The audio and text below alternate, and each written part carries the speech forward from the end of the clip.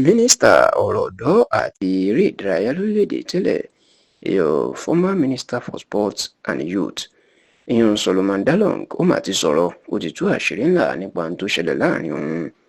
àti ààrẹ àná lórílẹ̀‐èdè yìí olóògbé Muhammadu Buhari. Bẹ́ẹ̀ ló tún tú àṣírí nípa ìjọba olórí oko orílẹ̀‐èdè káfàtà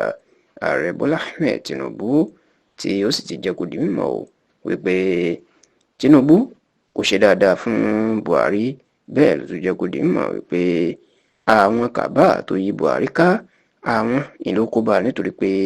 wọn jẹ́ kí àwọn táwọn lè bá sọ òótọ́ ọ̀rọ̀ kí àwọn bá Buhari sòótọ́ ọ̀rọ̀ kó tó di pé ìjọba ẹ̀ ó kópa sílé tí ò sì rí nǹkan kan gidi ṣe tí ìjọba ẹ̀ tó fi parí. Nínú ìfọ̀rọ̀wérọ̀ tí Solomon Dalung tó ṣe mínísítà lábẹ́ Buhari fún ọdún mẹ́rin kó tó di pé wọn jẹ́ kó ṣe sáà ọdún kejì ìyẹn ọdún mẹ́rin míì, nínú ìfọ̀rọ̀wérọ̀ tó ṣe pẹ̀lú tẹlifíṣàn Channels TV inú mà ti tú àwọn àṣírí yìí. Ó jẹ́ kó di mímọ̀ pé òun àti Buhari àwọn tíjọ́ ń bára wọn bọ̀ ọdún tipẹ́. Bẹ́ẹ̀ ló ní kò sí ọ̀rọ̀ tóun ò lè sọ, òun ò kì í bẹ̀rù láti sòótọ́ ọ̀rọ̀. Ó ní ṣe ni Buhari pé òun jókòó nígbà tó di ààrẹ Nàìjíríà lọ́dún 2015 tó ní káwọn jọ búra wípé òun ò nítorí bóun ti di ààrẹ kóun má bóun sòótọ́ ọ̀rọ̀ mọ́, kóun máa sòótọ́ ọ̀rọ̀ fún òun. Solomon Dalung sì lóun búra fún Buhari pé òun yóò máa sòótọ́ ọ̀rọ̀ fún un. Solomon Dalung ní gbogbo nǹkan tí Buhari tó ń ṣe láìdáa nínú òun sọ fún un, ṣùgbọ́n nígbà tó yá ni gbogbo àwọn tó yí Buhari ká wọn jẹ́ kí òun rí mọ́. Kódà ó ní ọ̀rọ̀ tóun àti Buhari sọ gbẹ̀yìn ìní bóun ṣe lọ fi gbogbo ìlérí táwọn ṣe lásìkò polongo òbò ọdún 2015 hàn pé èwo ló mú iṣẹ́ ń bẹ̀, tó sì ní Buhari jẹ́ kó di mọ̀ pé lóòótọ́ òun ò ṣe dáadáa, àwọn ò mú ìlérí ṣẹ. Ṣùgbọ́n ní Buhari jẹ́ kó di mọ̀ pé òun ò mọ̀ pé àwọn ìṣòro Nàìjíríà ó pọ̀ ó jìn ó sì lágbára tó bẹ́ẹ̀.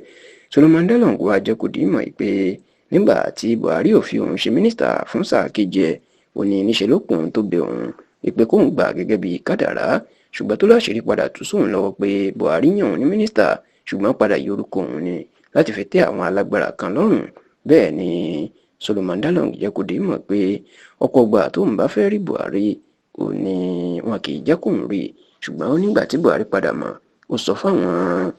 amúgbálẹ́gbẹ̀ẹ́ pé wọn gbọ́dọ̀ dí òun lọ́wọ́, wọn gbọ́dọ̀ jẹ́ kí òun máa rí òun ní ìgbàkúgbà tí ó bá wo òun ni. Síbẹ̀ Solomon Dalung lọ́rọ̀ ìyàtọ̀. Kódà ó ní bí nígbà Buhari tó kù níjọba bóun bá fẹ́ lọ rí ní ìlú Daura ní ìpínlẹ̀ Katsina,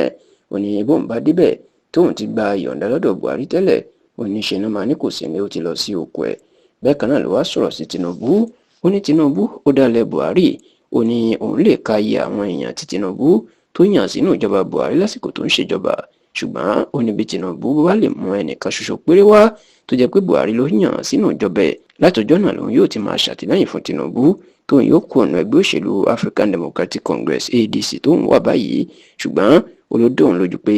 Buhari ò rí ẹnì kankan yàn sínú ìjọba Tinubu pẹ̀lú bí Tinubu bó ṣe yan èèyàn sínú ìjọba tiẹ̀.